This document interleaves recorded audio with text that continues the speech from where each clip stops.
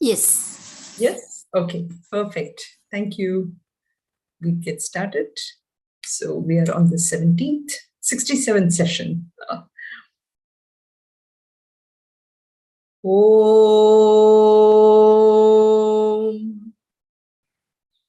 Om.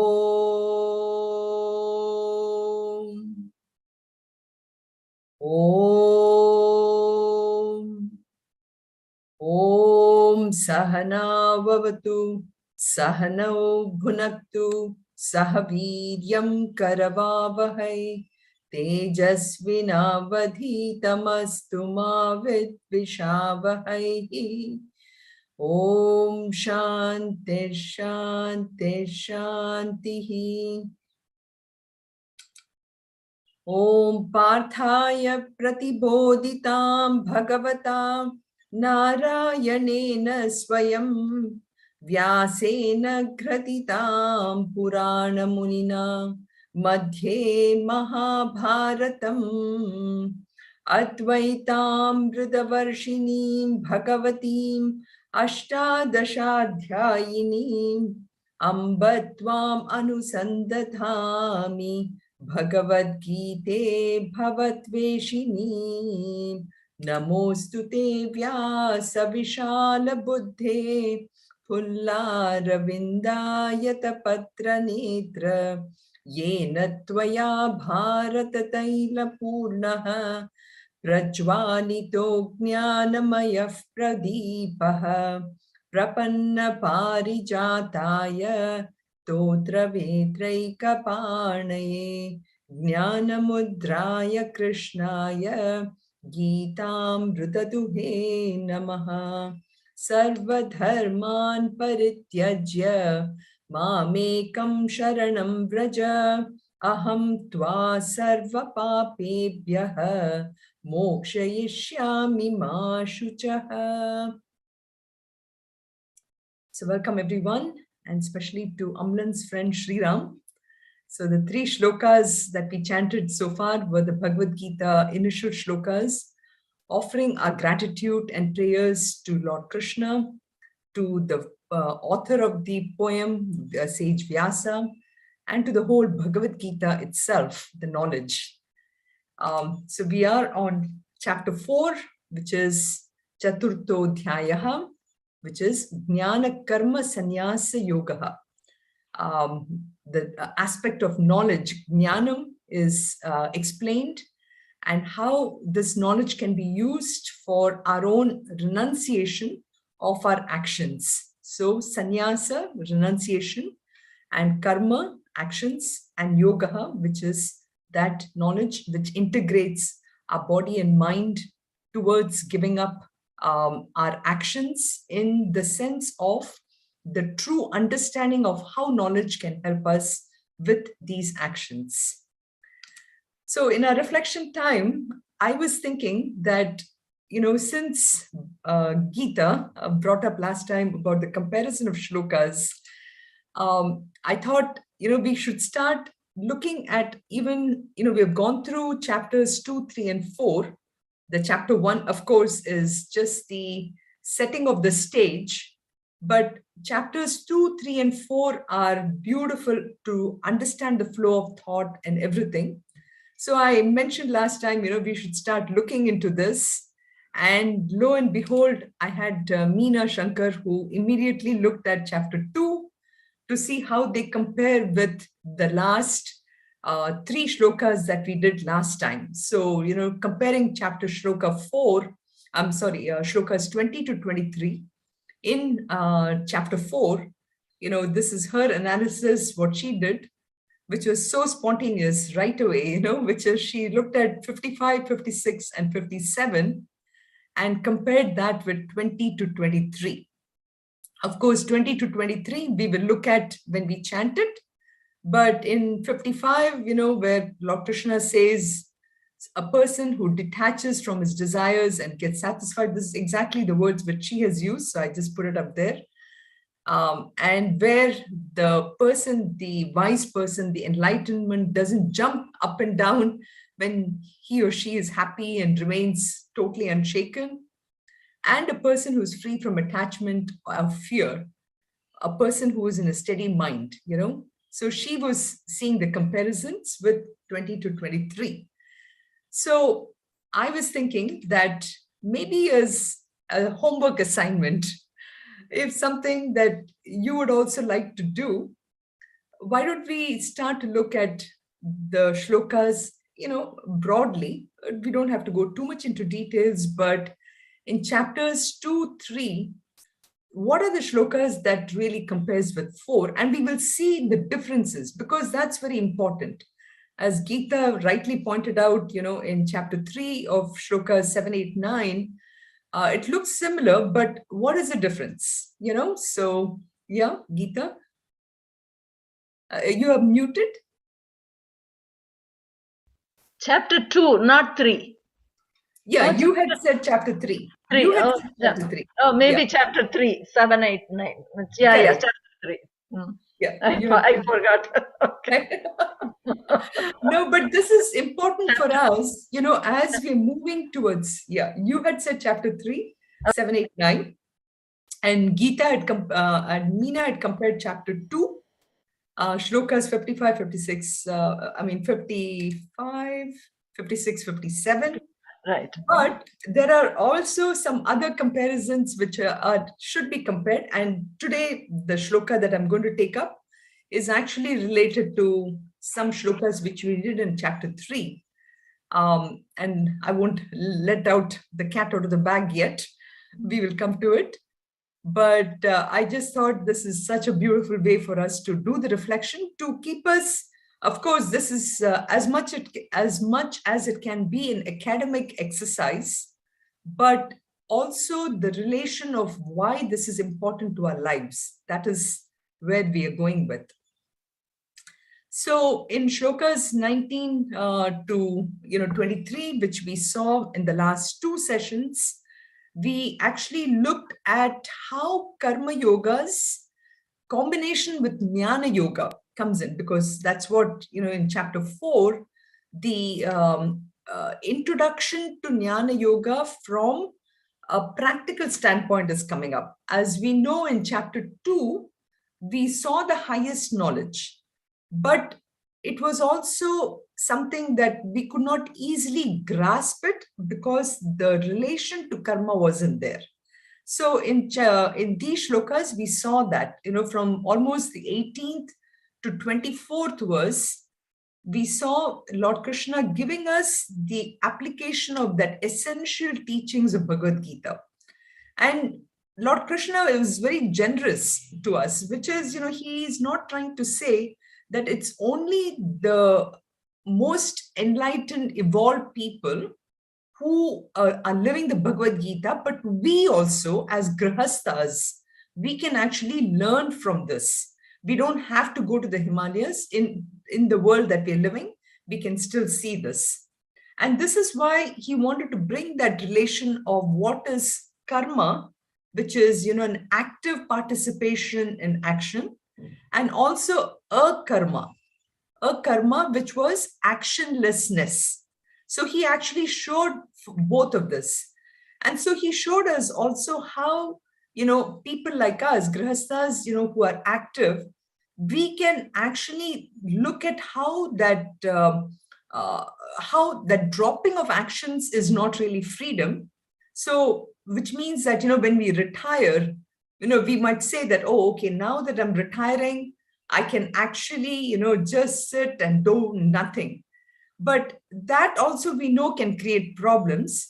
So for that reason, he wanted us to, he kind of compared for somebody like us who are getting into retirement to somebody like Arjuna, who is wanting to move away, so he wants to show that in both cases, how we have to understand this aspect of giving up action.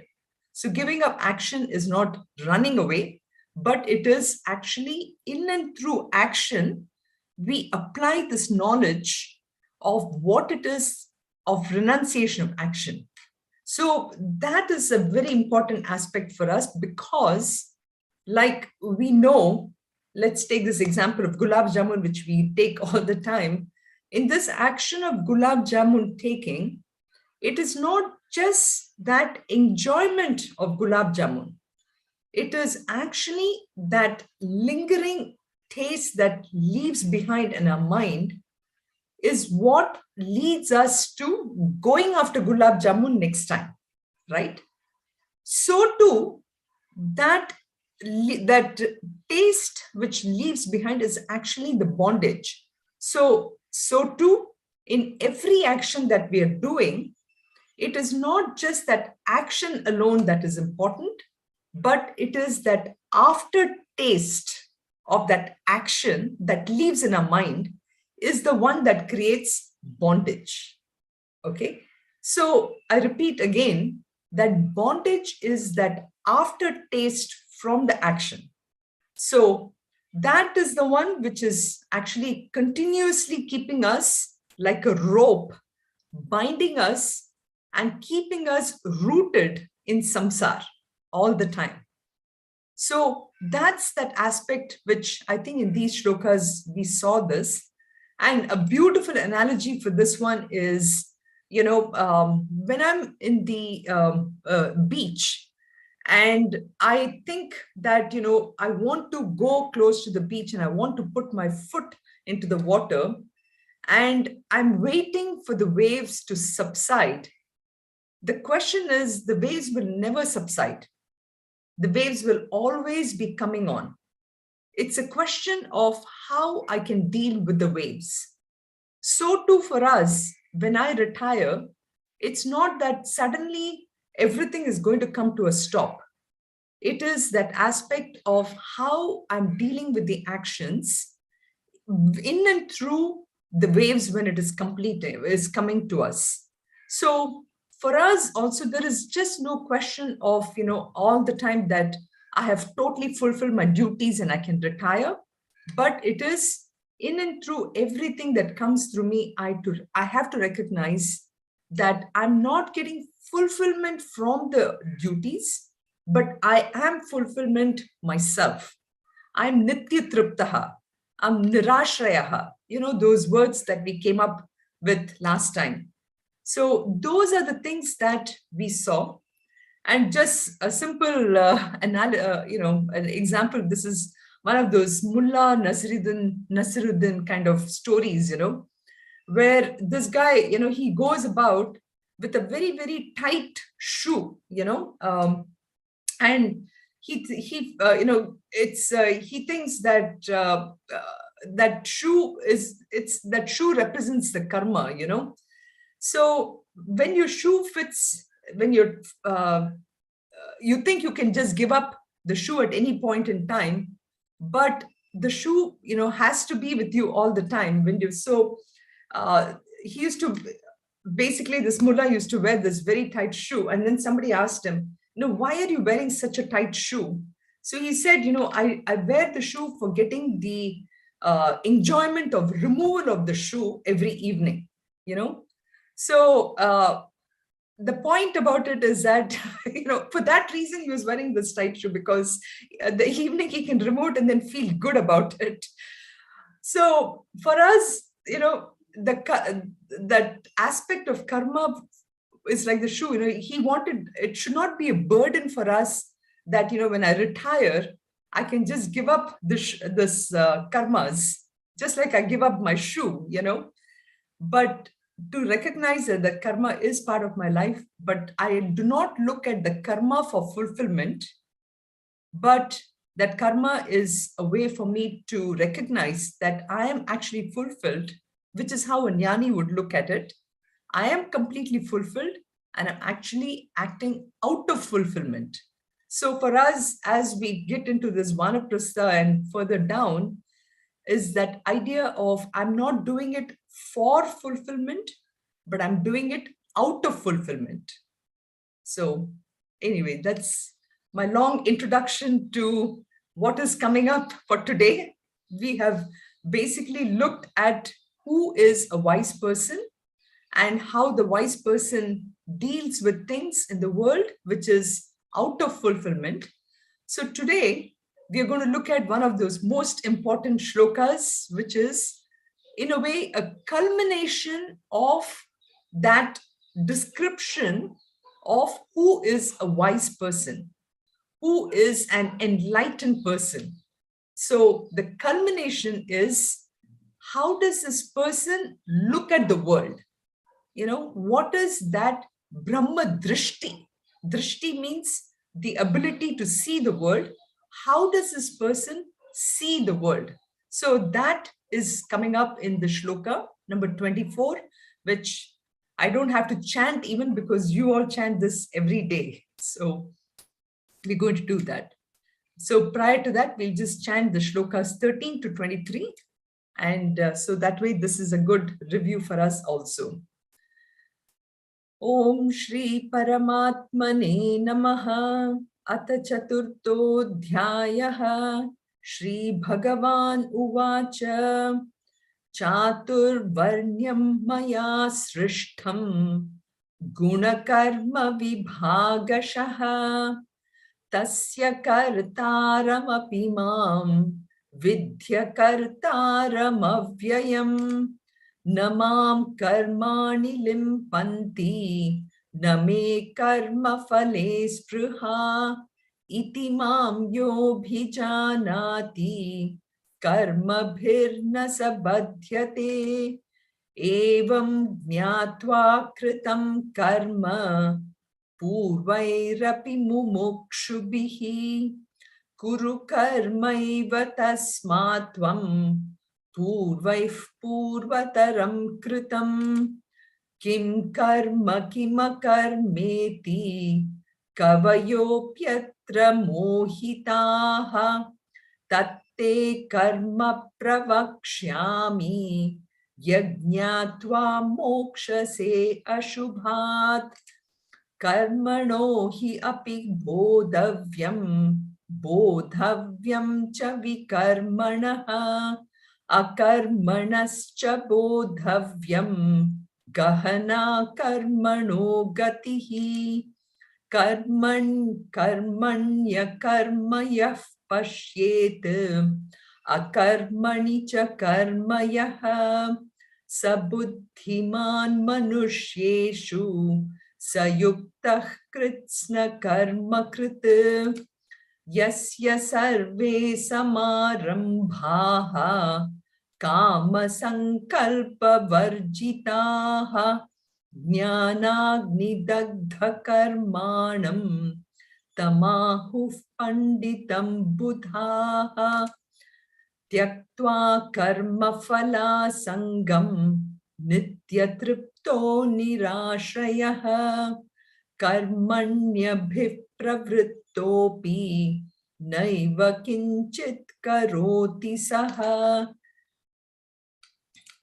nirashiryata chittatma tyakta sarva parigraha shariram kevalam karma kurvannapnoti kilbhisham Yadrichhalabhasantushtaha Dvandvatito vimatsaraha Samah siddhavasiddhaucha Kritvapi na nibadhyate Gata sangasya muktasya Jnanavastita chetasaha Yajñayah charatah karma Samagram praviliyate.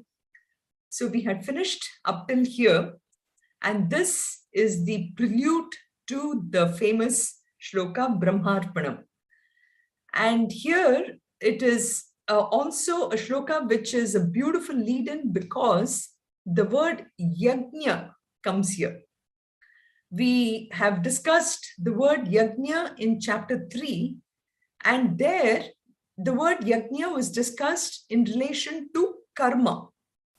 But here, the relation is actually, and this is a cat which I'm letting out of the bag, which comparison to chapter 3 is this another thing of yajna. And yajna is typically, we talk about it as a sacrifice. And so I want to spend a little time to again go back and explain what the word yajna is, what is it in terms of sacrifice and everything. But here he is trying to show how a realized person, a wise person, an enlightened person is, right? So such a person is Gata Sangasya Muktasya, one who is unattached. Sangha means attachment or basically bondage, but one who is free of all those bondages, one who's unattached, one who is liberated. So such a person is not just unattached, but is also liberated, muktaha. And the person is totally established in jnanam. Jnanam avastita chetasaha. One who is established in that knowledge. Such a person works out of fulfillment. And so such a person, how does he perform? Yajna, in the kind of a yajna, acharataha person works. And for such a person, he doesn't have that lingering taste. When I mentioned about the gulab jamun example, I said, when such a person takes a gulab jamun, for example, the person just enjoys it and just leaves the table after he has had it. We might just get up from the table after having that gulab jamun and we would still say, oh, it was so good. Shall I go back and have another one? Or, this gulab jamun was not the same as somebody else's or whatever. Maybe Ganga makes the best gulab jamun. We always tease Ganga for making the gulab jamuns, right? I'm just reminded of that example. So, we do all these things. But for such a person, it's samagram praviliyate. And I have I think, an example for this too. So Gata Sangasya is such a person who is completely, totally unattached. Such a person is well established in knowledge. And this is what we have said, And for such a person, yajnaya karma acharataha. Such a person is, he or she performs literally all the actions. And for us too, we have the ability to get there because, and this shloka is applicable even for somebody like us, where when we offer all our actions to that Lord, to that Ishvara, completely, which is a kind of an extension of the chapter 3 shloka of Yajna, such a person, for us too, that actions do not taint us, do not cause any problem. As an example, which as part of our culture, we're always told, when I do cooking, probably one of the most, an action which I see now that I'm in India, where people spend a lot of time, for cooking. So in that thing, I'm told that when I cook the food and I'm doing it with Lord Krishna in mind, or any of our favorite gods, and I offer it to him, when I do that arpanam, then that whatever happens to the food will not affect me because I have done my best, So we see that built into our system of, maybe I should actually use this as my own research aspect because I'm working on Indian knowledge systems now. But that aspect of giving up ownership of the fact that I did it will help me even developing the peace and thereby having less stress in whatever I do, right? So yajnaya karma cha acharataha. Geeta, you had a question or no? Okay. So for such a person, we said we had given this example of roasted seeds, but there's some two powerful analogies which is coming up here. When I perform my actions in that way, then there is no bondage. There is no lingering taste in my mind. It is completely dissolved. Whatever I do, I don't have to worry about bondage. And the two beautiful example which is coming up, but before we come to the example, I'm just going to throw this one sentence out and you'll have to tell me some examples for that, okay?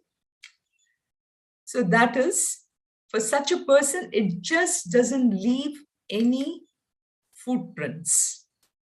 Okay. So the idea is whenever we do karmas without any expectations, then there is no lingering taste. As I said, I gave the example of gulab jamun. And I mentioned that in this manner, whatever actions I do, whether it is for my children, for that I'm doing it for the sake of community, whether I'm doing it at my work, I'm working on a project, I have no footprints left. So here the word footprint basically means something which, like, when I'm walking on the sand, right, on wet sand, you have these footprints left on the sand. So from that, I can recognize who has walked by. If it is a 10-foot slipper, I know somebody really tall and somebody hefty has walked by, and we can recognize that, right? But in this case, there are no footprints. So can you think of some examples where there are no footprints or no evidence of an action of having taken place? Somebody does an action, but there's absolutely no, and it doesn't have to be a human being. It can be any being where an action has happened, but you don't even know that that action happened, or this person or being or anything has walked by or whatever, but you don't really see that happening. This is why the examples that I have are actually very powerful examples. And it's only great Mahatmas can think of such examples. But I may have one of them in you. So I want you to think about what kind of most powerful examples you can think of in this. How about the wind? Can we say the wind? Wind. The wind, okay. But the wind, It passes, but you will feel, right? So you will feel it, yeah. Air, like how it occupies space, the air. Yeah. Okay. Or when we breathe, like, of course, when you breathe heavily, you can feel, but otherwise that action is going on without even our knowledge. True, but then you can feel it. I mean, there is a footprint that is left, right? Isn't that involuntary action? I mean, it automatically happens. So there is no need. I mean, if I'm trying to understand your question, you are asking any action which we perform where we don't leave any footprints. Is that what you are asking? Yes, correct. Where we don't perform any. As an extension of that Gita, it's like, for example, when I'm cooking, let's take this example of cooking. I cook something and I make a dish which is so wonderful.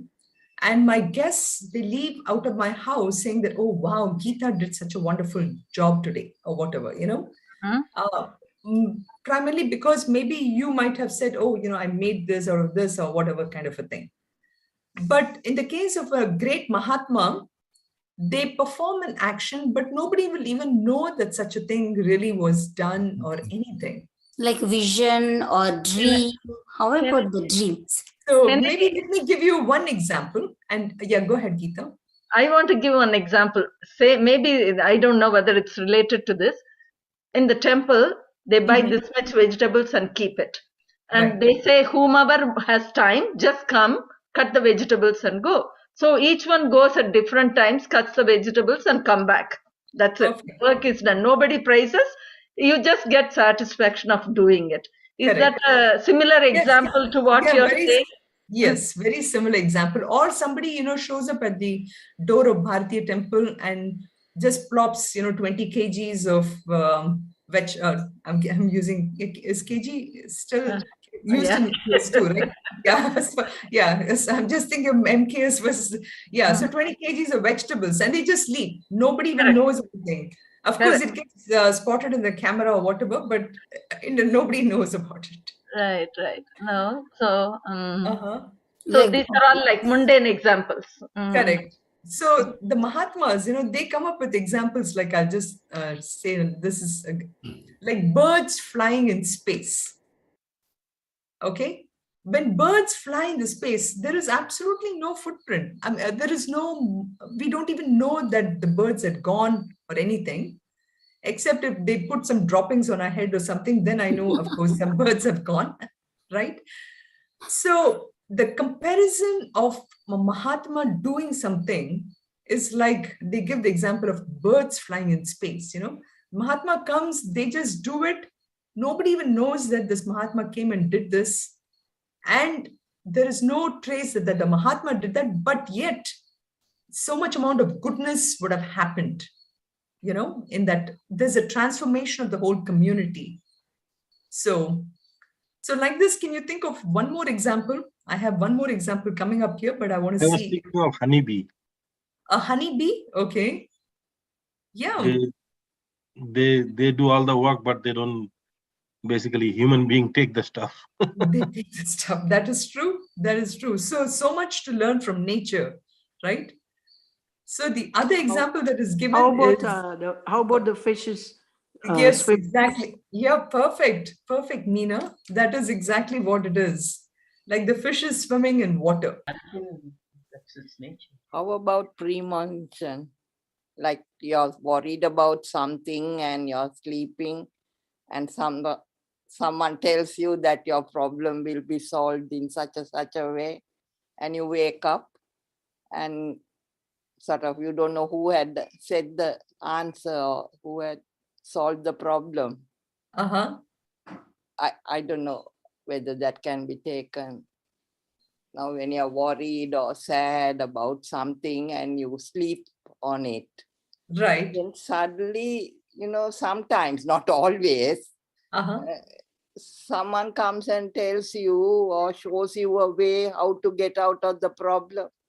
And then you wake up and you see no one there. Okay. I don't know whether that's correct. Yeah. Well, indirectly, yes, Sama, because the person whoever came there to say that had nothing to gain out of telling you or on how to get rid of the worry. They just gave the advice and they walked away, Yes. So that's also a great example. But these Can two you are... see... Yeah, go ahead. Sorry, I have a question. Can you see God's footprints? Beautiful, a very beautiful analogy, in the sense, can we see God's footprints? We can, when I have a very pure mind. The thing is, Sriram, God is everywhere. He is there in all of us. We can only feel, I think. We can only feel. Instead of seeing in naked eye, I feel that we can only feel the God's footprint. Isn't he there in all the nature when trees bloom? Yes. So all these birds and in the nature, even mountains, sunrise, yes. All these we can see and feel God there. Exactly.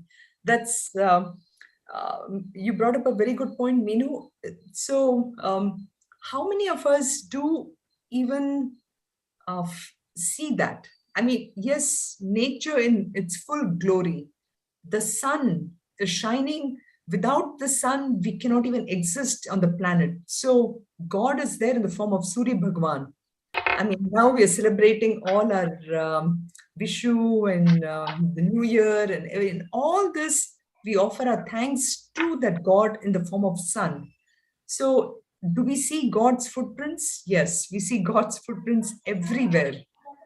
Everywhere we see God's footprints. And that kind of seeing of God's footprint is very important. It is a very sattvic footprint, So that's the difference. For all of us, it is a very rajasic and tamasic footprints we do, but that Ishvara actually has the sattvic footprints. So any other thoughts? Beautiful. I'm glad you brought up the point, Sriram. So these two are again examples. So next time when I see a bird, I can look at and feel that, okay, I have to be like the bird, where I'm not leaving any footprints. You just continue to do God's work. So this is the beautiful leading into the next shloka of Brahmarpanam, where anything and everything I do is for the sake of yajna. When I do my work in the form of yajna, then there is no binding, there is no bondage, there is no lingering of the taste of my action in whatever I do. And that is the thing we're coming to today. So before we do that, before we come to the shloka, we have to again just refresh our mind with what does really this yajna really mean? Because here I show this picture, which is what we have been fed in our minds through Amar Chitra Katha and so many places where we see this particular, yajna kundam, which is made with this bricks, and there's a lot of Indian knowledge system going on here too, in the sense this symmetry, precision, and a lot of astrology is there, where in terms of when you can set up this Homa Kundam, and the symmetry on how it has to face the sun, the planets. So much of actually science is actually there in the setting up of this yajna. And here we see a lot of the rishis offering oblation into the fire. And this fire, now again, this question of why do we have to have a fire? Because fire is recognized as the medium by which you are offering your sankalpas and everything to all the devatas. When Anita and Madhuri mentioned about wind and space and everything, all these 5 elements, they all have those devatas. They have gods who are responsible for those elements. And in order to get our sankalpas to them and for them to offer their blessings to us is all done by this form of yajna. So that is why this yajna is always given as a mode of a ritual. Now, something to keep in mind is a ritualist, because again, in Karma Kanda, in Vedas, we have one portion which is a Karma Kanda and the other portion is the Jnana Kanda. In Karma Kanda, yajnas is considered as a very, very important ritual. And in this ritual, there are 6 components. We have the act of yajna. And again, everything is called as yajna. The act of doing this thing is called yajna. The offering which is done into this fire, which is either butter or milk and everything, that is also called yajna. Then there is a special spoon which is called as a wooden ladle. We call ladle, Ladle, the big one. You must have seen in Gayatri Havan and all that, you do this. That is also called as yajna. The flame, the sacrificial flame, that is also called as yajna. Then the people who are performing the yajna, that is also called as yajna. And the goal for why you're doing it, that is also called as yajna. So all these 6 components of this is called as yajna. Now, why am I mentioning all these 6 components? Because I remember when the first time when I heard the shloka Brahmarpanam Brahma Havihi, I used to wonder, what do you mean by the spoon is Brahman, the person is Brahman, everything is Brahman, and the butter is Brahman. It used to confuse me a lot, and I could never really make a connection of that shloka to the food that I'm going to have, So that is why I wanted to take the little bit of time to explain how it is connected to yajna and why the word yajna has come in first, because in Brahmarpanam as such, Brahmarpanam, Brahma Havihi, Brahmagno, Brahmanahutam, Brahmaivatena Gantavyam, Brahma Karma Samadhina. There is no really yajna as such as a word, but all the components of yajna is mentioned. So that's why I thought, let's take this, refresh our mind as to what really yajna means. So typically in a yajna, the ladle or the spoon is made of wood, and that has come from the earth. And the person who performs yajna is created out of food. So that is why, again, why we say the word, the shloka before food. And then the flame, this act of yajna, they are all basically a manifestation of the cosmic forces. As I said, the devatas, Indra, Agni, Vayu, Varuna, everyone, they're all so important. So for that, the flame and that act is their manifestations. So their ultimate cause, you can take it back to that cosmic Big Bang theory if you want. You can even compare it to, the Big Bang theory or whatever. So then the goal of the yajna is something which is there in the person's mind. So for all this, you want to think about this word yajna. Now, how can we relate this even to our day-to-day work, Like, for example, if you want to think about, somebody who's working in...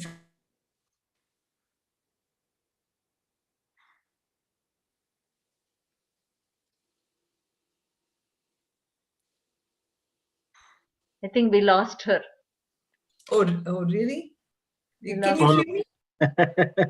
The word yajna means... Oh, okay. Now I think you should be able to hear, right? Yes. Yeah. Okay, so...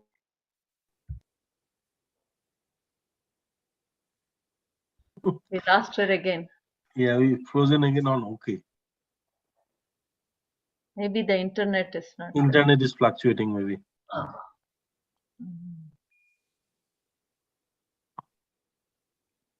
Okay, now you're frozen for me. Oh, no, yeah. we lost you. You're all okay.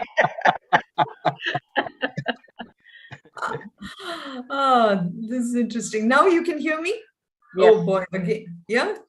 Yes. Okay. So, like I was saying, you can compare this yajna of this act of programming for a computer programmer. Okay. This programmer, he wants to write a software application. So what should his vision be? So the act of programming, the code with which he writes, the computer with which he is writing the code, the software application that his code is going to be part of, and his goal of writing a good code, the programmer, everything is one, is all connected together. So that is also, you can look at as yajna, right? So this is why this word yajna is brought about, because everything is tied together. I'm still audible, right? You can hear me? Yeah, good. Very good. Thank you. So typically what we do is we separate all these components. We say, I'm the person who's doing the act, and this is the benefit I'm going to get to, right? But then, like when I use this example of a computer programming who's programming, with a code to get to a certain benefit, they all have to come together in order to produce a really good code which can be helpful for a particular application. So too, in the word yajna, everything is built in. The person who's performing, the act of performance, the act of doing, putting some things into it, just like in a computer programming, the intelligence, the knowledge of math, and then the technical knowledge of the application, everything is built into it, right? So that's why the word yajna is such an important aspect, because in one word, it conveys everything. And again, this is a thing which I had presented before. The word yajna comes from the yaj, the root yaj, which in Sanskrit, which means to worship or as a sacrifice. It's a yaj dhatu. The dhatu or the root is yaj. And it is yajati iti yajnaha. That is the one who performs the sacrifice is yajnaha. And everything is connected to this yajna itself. And ultimately, of course, when we say sacrifice, it is we are sacrificing our own ego for the cause of the higher self. So it is also in Shruti, it is called Yajno Vai Vishnuhu. Yajna itself is Vishnu, that is for the sake of the performance of that ultimate Vishnu is what we are leading. So ultimately, God is kept at the back of mind, and that is why the word Yajna is used. So you will see that Yajna as a sacrifice, which is going to be shown in shlokas, almost like 10 shlokas, the various ways in which the word Yajna is coming up is going to be shown here. And Swami Chimananda used to really say, Yajna means all actions which are performed without any ego and not motivated by what is in it for me. They all come under this category of Yajna. So anything which is performed without any ego and anything which you're not looking for the result of the action. So you have this bhava of non-doership and the bhava of non-enjoyership also. I'm not worried about what I'm getting for it. I just do it. So again, it ties beautifully with this footprints. Footprint, you don't want to be known for what you have done or anything. So in all these cases, it is called as Yajna. So 12 Yajnas are going to be shown. And in Shloka 24, where we will see it is, what we are seeing is this ultimate Yajna, the Yajna of an enlightened soul. How does this person perform that Yajna? So that is the thing which is shown here, which is we chant the shloka. And today, I guess I don't have to chant it many times because all of you know this. Brahmarpanam Brahma Havihi. Brahmarpanam Brahma Havihi. Brahmagnau Brahmana Hutam. Brahmagnau Brahmana Hutam. Brahmaivatena Gantavyam. Brahmaivatena Gantavyam. Brahma Karma Samadhina. Brahma Karma Samadhina. So we have for this enlightened person, such a person looks at the entire world as Brahman. Brahman, Arpanam or oblation, Havihi, that is the offering. So now you can connect this verse to the Yajna because I mentioned 6 aspects of the Yajna itself. So Brahman is the oblation. That is, Brahman is the act of offering. Where, if you remember, the act of offering of ghee and everything. So therefore, Brahman is that clarified butter. So for the sake of a realized person, because the person is seeing Brahman everywhere, for that person, what is clarified butter for a ritualist is actually Brahman, because a person is seeing Brahman in that. And then Brahma Agnihi.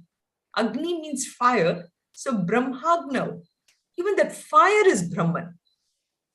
And Brahmana Hutam is poured the oblation by Brahman. So the performer is also Brahman. Then Brahma eva tena gantavyam.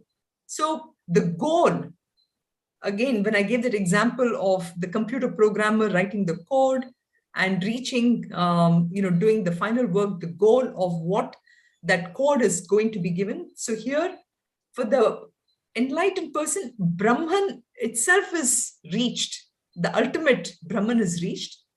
For such a person, Brahma Karma Samadhina. Such a person always sees Brahman in all actions. So you see, all the 6 things of a yajna is now connected in the shloka.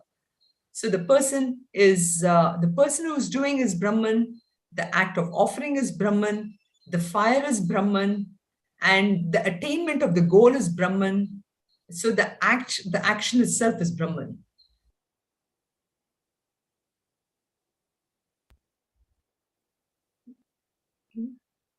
Is she frozen again? I think she is frozen because we can see each other, right? Right. So she's frozen. Yeah. I can hear you so well. Oh, really? Yeah, Oh, I okay. can hear you. Yeah. You're back. Yes, I'm back. Back. I'm back. I'm Can going to I ask play. a question? Oh, I don't know whether I could ask now. No, please do, because this shloka is very important. How And is I it want to make sure- connected to, Yes. why do we say before our meals? Why do we say that? How is it connected? Can I know? Yes. So the whole idea is, and we will go through it a little more in detail next time too, because there is a lot to be said on why it is said before the meals. So in the previous, when I showed you that example of yajna, right?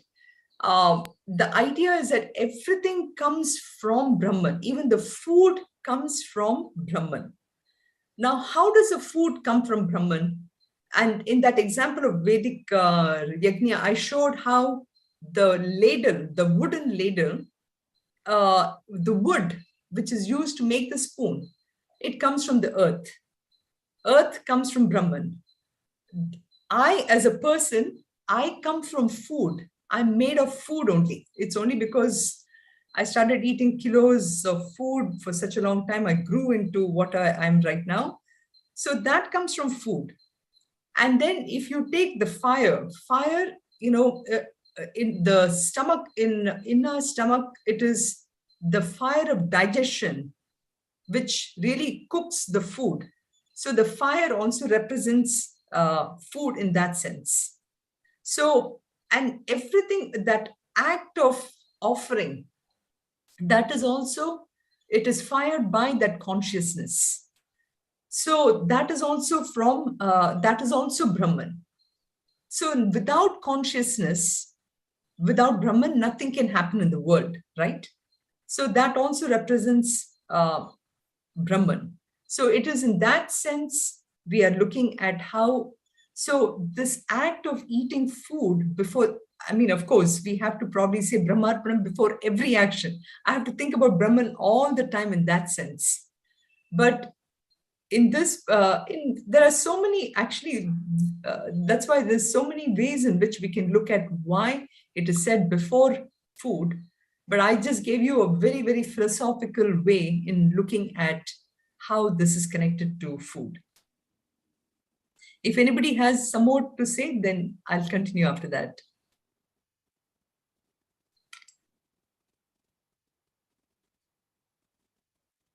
Any other thoughts on how it can be connected? Okay. So that is one way of looking at why before food, because another way of looking at it also is that Brahma is the creator. Brahma is the creator. Yeah, Brahman, not, it's not Brahma as such. Here we are looking at Brahman, so here the word Brahma basically refers to the absolute consciousness. It is not really connected to the creator Brahma. Okay. I think for this confusion, Sharda Aunty uses Brahma Ji. When she says Brahma Ji means Brahma. And because Brahman, most of the time it sounds like Brahma. Correct. So So Brahma in Ji. this case, Brahman is the absolute reality we are talking about. Correct. And this shloka basically is talking from a very highest platform. Talking from a highest platform, telling the activity, whatever is happening, they are all basically linked with Brahman. Correct. And that is why we have to look at it from a point of view as the yajna, it is the yajna of the a realized person. Yes. An enlightened person. So when this person looks at the entire world, for us, for example, today, we look at the world as separate, right? We look at everything as separate. I look at myself as separate. I look at the way I'm acting as separate, everything. But such a person, even though they look at the whole world, they only see Brahman in everything. And I have another example for this one here. And we'll definitely go I through a was, little more in I was detail. just thinking about this. This is from Drigdrisha Vivek, the slide I is was just directly from thinking about this gold example. Yeah, exactly. So, when we look at this, and trust me, being in Chennai, I have so many jewelry stores close by. Everywhere you see this huge palaces of showing gold and different things. And, it's interesting. I have to, I'm really, by God's grace and by the grace of our Mahatmas, when we are learning so much, right? Now, when I look at all those things, I'm actually seeing gold. I'm not seeing all these actual jewels in the form of different things. I really see gold. I look at this place and say, wow, look at another gold palace. I don't say this is, what is that? Some John Halukas or some new name. I've never come of this before. Or earlier, Joy they used to Alucas. be, what is that? Joy Alucas, I think. A Joy Alukas, okay. Or Bumidi Bangaru Chetty or something, You really, so this is, a jnani would look at all this and say that is all nothing but gold. Or actually, they won't even say it is gold. They'll say it is Brahman, Whereas we look at much more deeper. We not only would look at this as ring or bangle or whatever, but we look at how big it is, how thick it is, and how it fits or whatever, to that extent. So we will definitely spend a little more time on the shloka to understand to Gita's question as to why is it said before food, but also spend a little more, maybe 10 minutes or whatever, to think about the absolute nature. So from where we are, from food to all the way to Brahman, this shloka has very powerful meaning to it, And of course, we will discuss these verses. Many of them, we might be able to go through it a little faster, but spending a little time on that perfect yajna, and this is important. So we'll spend a little more time on that next week. So our next session will be next week, and we'll stop here. And after that, people who want to stay behind for some short questions, please, you're welcome. Yeah? Yes, Shriram has questions. Definitely. I think if you stop recording, then we'll ask. Yes, I'll stop the lecture so people can leave too. Sarve bhavantu sukhinah, sarve santu niramayaha, sarve bhadrani pashyantu, ma kasyat dukkha bhag bhavet.